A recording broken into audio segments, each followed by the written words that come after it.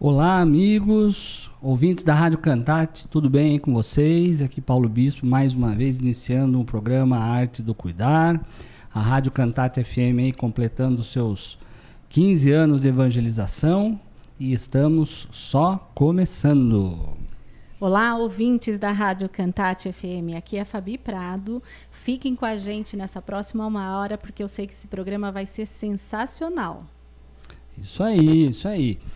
Agradecendo, como de costume, né, os apoiadores culturais, Centro Oncológico de Vita, Ciência, Tecnologia e Humanização unidas para melhor cuidar da sua vida, e também a Associação Peregrinos do Cuidar, cuidando e ensinando a cuidar com amor. Vamos aproveitar para convidar os nossos ouvintes para seguir as nossas redes sociais, @CantateFM, e também esse programa pode ser visto pelo YouTube e pelo Facebook. Não esqueça de assistir e compartilhar. Isso aí. Bom, vamos lá, Fabi. Hoje iniciaremos uma série de programas, né? Nós dois aqui no bate-papo sobre saúde mental. Eu estava esperando muito por essa oportunidade, né? Nós falamos bastante aí nos últimos programas sobre saúde física, trouxemos diversos profissionais renomados, falamos sobre câncer de próstata, falamos sobre câncer de mama e muitos outros assuntos, e agora chegou a hora de falar de saúde mental. Por isso que nós vamos fazer essa série de programas, né? Nós temos que pensar no motivo da gente ter esse programa Arte do Cuidar, e nós temos que cuidar como um todo. Então já falamos bastante sobre a saúde física e agora a gente vai falar sobre saúde mental. Isso mesmo, né? A ideia de fazer reflexões, né, sobre a arte do cuidar, ela envolve não somente a questão do cuidar de doenças, de falar sobre tratamentos, a prevenção de doenças físicas, né? Mas a cuidar também da nossa saúde mental. Afinal de contas, né, quando a gente não está bem mentalmente, psicologicamente, com o tempo essa situação acaba afetando também a nossa saúde física, acaba afetando a nossa vida social, né? E acaba afetando também a nossa saúde espiritual. Isso mesmo, como nós somos um conjunto, né? Quando uma parte dele não está bem, as outras também adoecem, né? Então, quando a gente não está cuidando aí da nossa parte espiritual, da nossa parte mental, da parte física, deixando uma dessas partes da gente cuidar, ao longo do tempo a gente vai entrar em sofrimento, né? Perfeito. Fabi, a gente escuta muito, né, as pessoas falando a respeito principalmente as campanhas. As campanhas são muito fortes aí em termos de prevenção das doenças, mas se fala muito pouco aí da questão da saúde mental, apesar da importância, né? Então, quando a gente fala dessa importância, o pessoal até fala, não, é verdade, precisa mesmo cuidar da saúde mental, tal. Mas se você apertar a pessoa e perguntar, e aí, você faz esse cuidado regularmente? Você faz uma terapia, você busca um profissional para se cuidar do ponto de vista emocional, a pessoa, né, dá aquela travada, finge que não preciso disso, cuidar de saúde mental é só para quem tem doença mental ou algum transtorno aí, loucura, né? Como a gente escuta a turma aí. Psicólogo é para louco. Acho que muitos que estão aí ouvindo o nosso programa, psicólogo é para louco, exatamente. Né? Explica um pouquinho essa história aí, só para a gente elucidar melhor. Eu penso que o cuidado mental, ele está ficando mais em evidência, pensando aí nas cores do que colocam nos meses, né? Então a gente já tem uma cor aí, o azul para o autismo, a gente tem em setembro aí o setembro amarelo para a gente falar um pouquinho de suicídio, né? Mas eu acho que a gente falar muito mais sobre isso, porque como você falou, tem gente que acha que psicólogo é para louco. E existe a importância de nós profissionais, psicólogos e os outros, né, profissionais, a gente falar mais sobre isso. Qual a importância da psicologia na vida das pessoas? O quanto a gente pode melhorar a qualidade de vida de famílias, né, das pessoas, dos relacionamentos, do ambiente de trabalho. Perfeito. A gente já falou aqui de saúde mental no sentido da prevenção do suicídio, que foi em setembro, né? Falamos um pouquinho da saúde espiritual, até o Padre Paulo Gonzalez esteve conosco, né? Que também é psicólogo. Que também é psicólogo, isso, sem dúvida nenhuma. E nós agora pensamos em fazer, principalmente nesse mês que está começando, mês de dezembro, que é o mês onde as pessoas fazem muitos projetos, muitas projeções para o próximo ano, costumam finalizar um ciclo avaliando o que fizeram, o que deixaram de fazer e tudo mais. Então, acho que foi muito importante, interessante essa sua ideia de fazer uma sequência para a gente construir realmente essa cultura para as pessoas entenderem a necessidade de cuidar da mente e desmistificar a psicologia.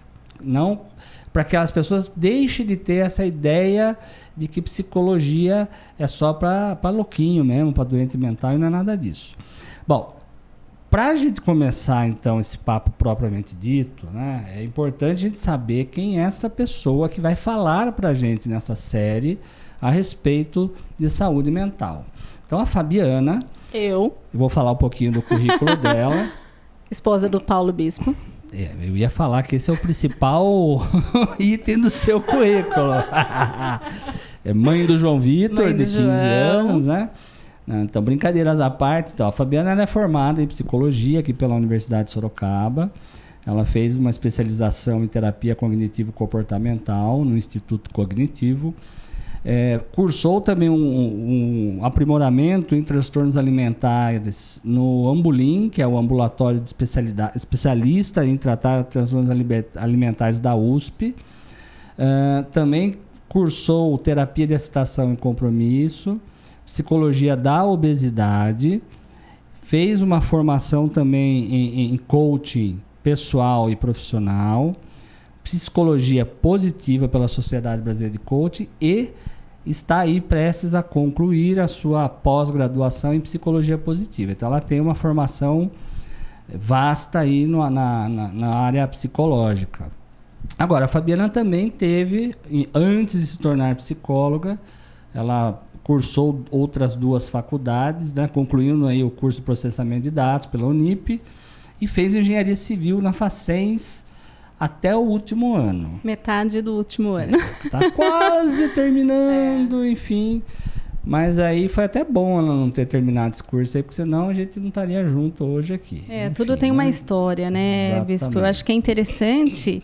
Hoje, quando eu estava escrevendo sobre o currículo, me veio à mente um pouco da minha história. Eu sempre fui uma pessoa muito racional. Então, as minhas escolhas de estudo, de trabalho, sempre foram para uma área mais de exatas, né, de números, de lógica. E eu nunca pude imaginar que eu ia chegar um dia a fazer psicologia, né? Eu acho que eu tinha até um pouco de dificuldade na juventude de unir razão e emoção, como se uma anulasse a outra. E, na verdade, a gente é um conjunto, né, de coisas que formam o que nós somos e que nós apresentamos ao mundo. Mas eu lutei muito com isso. E uma vez, uma pessoa, tem uns 15, 16 anos, me falou que eu era muita emoção. E eu fiquei muito zangada com aquilo. Eu falava, não, todas as minhas decisões são feitas através da lógica, do raciocínio, da praticidade. Mas talvez ela já tivesse visto em mim algo que eu ainda não conhecesse, né? Eu não sabia o que era esse processo de autoconhecimento, como muitas pessoas não sabem. Eu também já passei por isso e depois eu fui cursar psicologia. Pensa da história que eu venho de uma pessoa que nem sabia que isso existia para se tornar uma profissional da área, se apaixonar tanto pela psicologia e querer ajudar as pessoas através disso. Engraçado, né? Eu conheço a Fabiana há 20 anos. Então, quando ela foi trabalhar no Hospital Regional, que é uma história aí que a gente pode deixar para outra oportunidade, porque é longa, mas eu sei que o povo que está ouvindo aí gosta de uma historinha, qualquer hora a gente conta. Mas quando eu conheci a Fabiana, apesar dela falar que na época ela era bastante racional, ela era bastante objetiva, sim, uma pessoa prática, uma pessoa que fazia as coisas acontecerem, tocava praticamente sozinha ali a parte administrativa do ambulatório de oncologia, mas eu via nela um coração imenso, né? E sempre generosa, sempre fazendo de tudo para ajudar ali os pacientes, os familiares, uma pessoa muito atenta, muito de se doar mesmo. Agora, como é engraçado, né? E na época, apesar dela demonstrar isso através dos seus atos, a Fabiana se considerava uma pessoa extremamente rígida. Muito dura com a vida, na forma de lidar com o outro, né? E aí é aquela história, né? Nesse processo dos 20 anos que nós estamos juntos, dia após dia, a gente vai percebendo o quanto as coisas vão mudando, né? E esse mudar, ele tem a ver com o se conhecer, né? Então, eu testemunhei a Fabiana tendo os seus comportamentos, tendo as suas relações e tudo mais, e a cada dia mudando um pouquinho aqui, mudando um pouquinho ali, se entendendo em relação a como ela agia em algumas questões, muita conversa, como é que fala? Conversa em casa, né, entre nós dois, que não deixa de ser também um momento de se abrir, de escuta. De né? cuidado. De cuidado. E também ela sempre buscou se cuidar do ponto de vista emocional, né? Então, fazer a terapia, né? E acabar com isso tendo uma condição melhor de se avaliar, de se autoconhecer, né? Então, fale um pouquinho dessa questão, dessa importância das pessoas realmente entenderem que nem sempre a gente age como a gente pensa ser, né? Existe um certo conflito, né? Por quê? Porque a pessoa muitas vezes ela não se conhece, ou então ela veste uma carapuça por motivos gerais da vida, enfim. Fale um pouquinho disso aí para o pessoal compreender essa questão da transformação e do autoconhecimento. Eu vou usar como exemplo, Bispo, aqui para os nossos ouvintes, a minha história. Eu acho que ela é bem interessante no sentido dessa forma que eu enxergava o mundo e como eu me colocava no mundo, como se eu demonstrasse emoção, era me colocar numa situação de vulnerabilidade certo. E medo de uma resposta, né, do que poderia vir. Uma fraqueza, né? Isso, uma fraqueza. Se eu já colocasse uma armadura, né, de uma pessoa mais dura, de uma pessoa que já dava a resposta de pronta, isso me protegia. Com o passar do tempo, eu fui vendo que isso me afastava do que eu gostava, né? Eu gosto muito de pessoas, eu sempre gostei muito de relação com as pessoas, de sair, de conversar, de ouvir, de estar junto, de procurar maneiras de contribuir com a vida das pessoas e elas comigo, né? Eu acho que é uma troca a vida. Mas então não estava batendo aquelas duas coisas, estava me causando sofrimento, porque eu queria mostrar emoção, mas eu achava que eu não podia ser vulnerável. Só que vulnerabilidade, Bispo, ela é força e não fraqueza. Quando a gente se permite ser o que a gente é, a gente conhece isso e mostra para o mundo, a gente passa a se conhecer. Então, a gente não tem que ter medo de demonstrar isso para as pessoas, né? É claro que você precisa ser vulnerável com todo mundo? Não.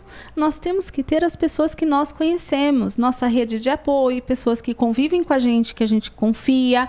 Muitas vezes um profissional, eu precisei de um profissional me acompanhando e tenho até hoje. E foi muito interessante que ontem uma pessoa falou assim para mim, eu fiquei surpresa quando você falou que você faz terapia. Sim, eu sou ser humano, eu preciso ser cuidada, né? Não é porque o psicólogo se formou nisso e conhece isso que ele não precisa do cuidado do outro, um olhar mais atento, uma escuta ativa de coisas que eu não estou vendo. Quando a gente está no nosso turbilhão, fica uma nuvem na nossa frente. Então, acho que a ideia desses programas que nós queremos trazer aqui para os nossos ouvintes é tirar o preconceito que existe sobre a psicologia, sobre a gente buscar esse tipo de ajuda, né? E mostrar que psicologia é ciência. Psicologia não é achismo, não é uma pessoa que chega lá e fala, eu acho que você tem que fazer tal coisa. Não, a gente não acha. A gente trabalha com técnicas, né? A gente é bem formado para isso. A gente faz o paciente refletir sobre um assunto.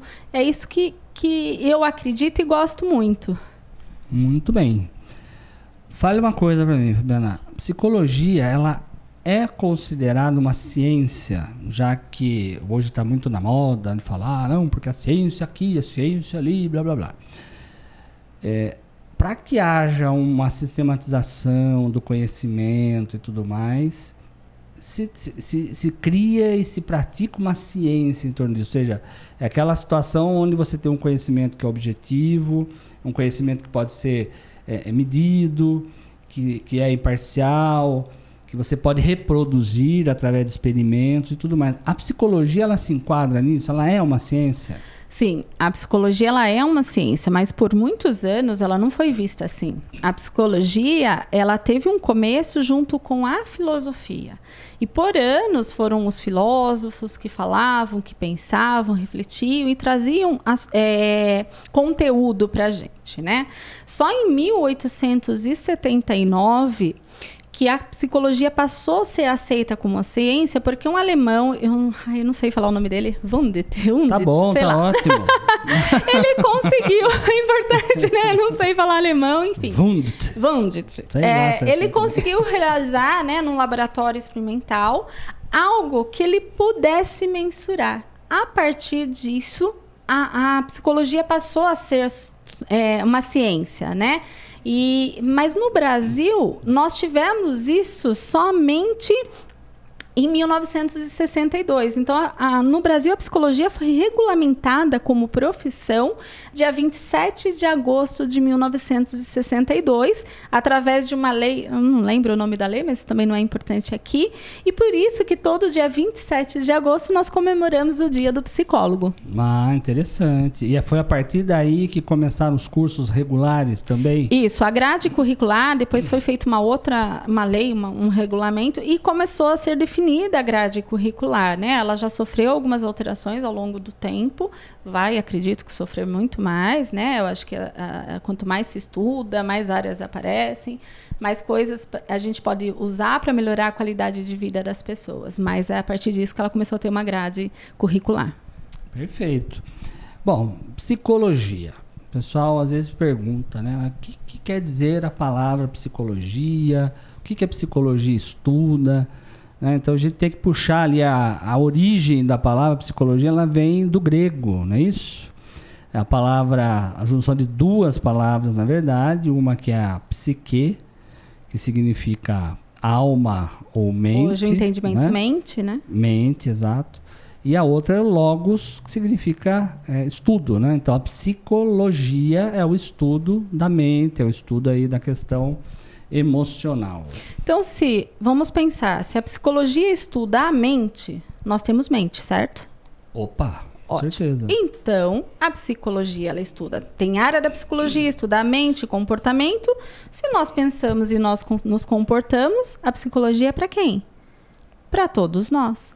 Então, por que a gente vai ter preconceito com ela? Exatamente. Essa é a importância de se conversar, né? Se a gente entende que a psicologia veio para ajudar, contribuir, trazer reflexões para que a gente tenha uma vida melhor, e nós pensamos e nós nos comportamos, é pra gente. Perfeitamente. Então, psicologia é para todos, né? A gente escuta essa história de médico fica doente? Também fica. Psicólogo precisa tratar a mente? Claro que sim, afinal de contas não somos super-heróis, né? Não temos nada de diferente a partir da aquisição do diploma, né? A gente não fica imune a ter problema de saúde física, mental, a gente não fica imune a ter dificuldades do ponto de vista existencial, espiritual, né? Então, a psicologia ela entra também dentro de uma ciência, assim como a medicina, assim como, enfim, outras tantas áreas aí que estudam, né, a questão de saúde e a questão da humanidade, e ela vem para resolver ou auxiliar as pessoas a resolverem a maioria dos seus problemas, né? Principalmente referentes a quê? A mente. A gente entende muitas vezes que as pessoas falam assim: mas eu não preciso, né? A Fabiana deve ouvir muito isso. Eu não preciso ir no psicólogo, sabe por quê? Porque a minha melhor amiga, ela me escuta, ela conversa comigo toda vez que eu tenho problema. Ótimo, né? É importante ter uma via de fala, né? De acesso, né? Você conseguir extravasar alguma coisa que você está sentindo com alguém, seja a mãe, o pai, o marido, enfim, qualquer pessoa da sua relação que seja de confiança, né? Às vezes até a pessoa que você vai regularmente, toda semana fazer unha, você acaba criando um certo vínculo e tudo mais. Agora, é diferente de você tratar dos seus problemas com um psicólogo. É isso mesmo. O que acontece, Bispo? Por ser algo subjetivo, todas as pessoas acreditam que podem ajudar. E a gente ajuda o outro com o nosso achismo. Cada um daqui que está nos ouvindo teve uma história de vida. Tem uma forma de pensar, uma forma de agir, uma forma que aprendeu. Então, quando ele vê uma pessoa que ele gosta passando por um determinado problema, ele quer ajudar. Isso é importante? É, claro que é. A gente ter uma rede de apoio, a gente ter alguém que se preocupe com a gente é extremamente importante. Só que existem momentos e existem situações e comportamentos que precisam de algo técnico. Então, por exemplo, se a gente fizer uma comparação aí com a medicina. Se eu tô com uma dorzinha de estômago, eu posso tomar o chá que minha vizinha me indicou? Claro que eu posso, não tem problema. Pega as folhas de boldo lá do quintal dela, né? E ok. De repente, olha, eu tomei, não tô melhorando, eu tô precisando de um cuidado. Quem eu busco? Um médico. É a mesma coisa. Se o seu sofrimento está num ponto, né? E não é só sofrimento, e a gente vai falar disso aqui também na psicologia, porque as pessoas acham que psicologia é somente para sofrimento. Não é. É conhecimento, melhora de qualidade de vida. Mas vamos pensar num sofrimento. Se o sofrimento está num ponto que você não está sabendo lidar com ele, a tua vida não está bacana, por que não procurar um profissional?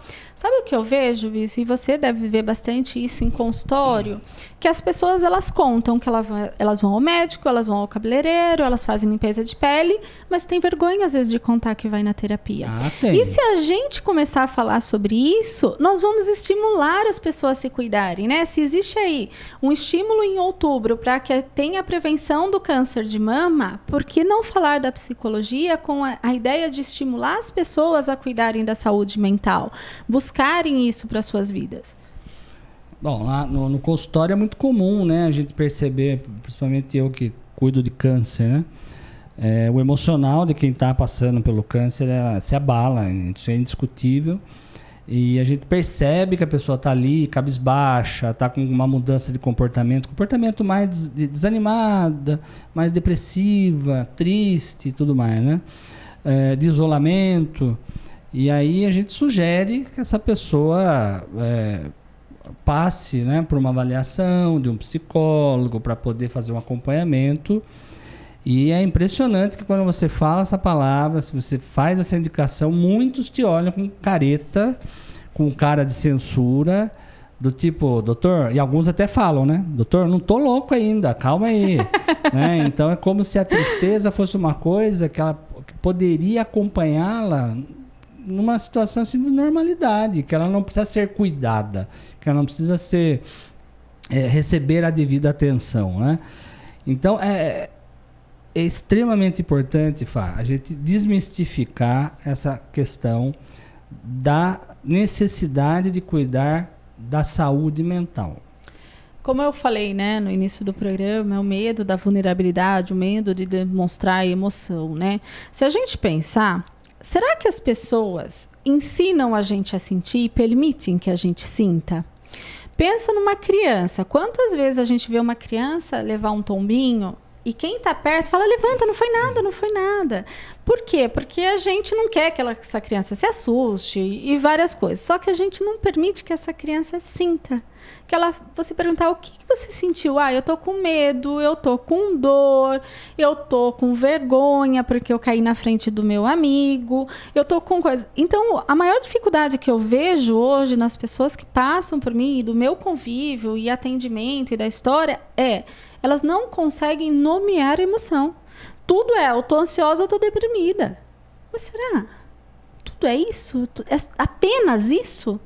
Ou nós temos diversas emoções. Nesse momento eu posso estar com um pouquinho de ansiedade, porque eu vou gravar um programa, mas eu posso estar eufórica, eu posso estar alegre, eu posso estar triste, porque se eu não quisesse estar fazendo, não é o caso, mas você entende como existem várias emoções? E quanto mais a gente falar sobre isso, mais a gente ensina o outro a se olhar, a se perceber, fazer uma auto-observação. Perfeito. Eu acho que essa situação que você introduziu aí, de chamando a atenção para as pessoas perceberem e identificarem as suas emoções. Eu acho isso importante. E nós vamos falar sobre isso assim que retornarmos do nosso pequeno intervalo para tomar uma aguinha, esticar o corpo. Mas tá? não saiam daí, Não ouvinte. saiam daí, voltem já, intervalinho.